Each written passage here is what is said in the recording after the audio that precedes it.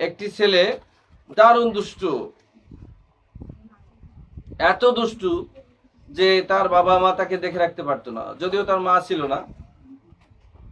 ছিল না। তো একদিন হয়েছে কি, ছেলেটি তখন ক্লাস 4,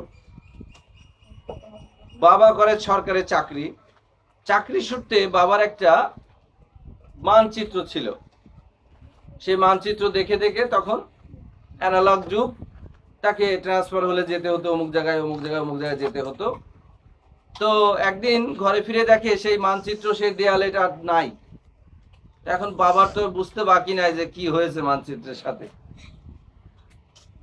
সঙ্গে সঙ্গে চলে গেছে ছেলের রুমে গিয়ে দেখে মানচিত্র কুচু কুচু করা, কুটি কুটি করা।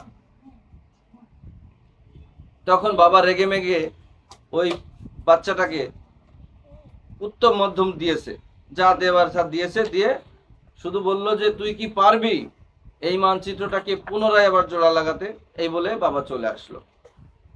কিছুক্ষণ পর ছেলেটি ওই মানচিত্র জোড়া লাগিয়ে নিয়ে চলে এসেছে, ঘন্টা দেড়েক পর।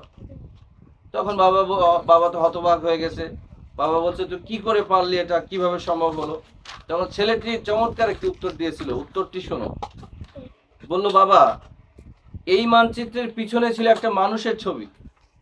মানচিত্র তো জোড়া লাগানো সম্ভব না, কুচি কুচি কুচি কুচি এরকম অনেকগুলো দেশ ও জোড়া লাগানো সম্ভব, কিন্তু পিছনে থাকা মানুষকে আমি জোড়া লাগিয়েছি, মানচিত্র অটোমেটিকলি জোড়া লেগে গেছে। তো ওই পিছনের মানুষ যদি হয় আমরা, আর ওই মানচিত্র যদি হয় এই দেশ, তাহলে আমরা যদি জোড়া লাগতে পারি, তাহলে এই দেশ কি হবে? জোড়া লাগবে এবং পাবো একটি সোনার বাংলাদেশ।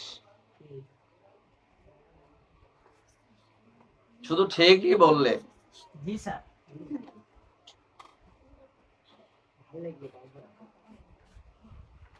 এবার আমরা চলে যাবো ইয়েতে।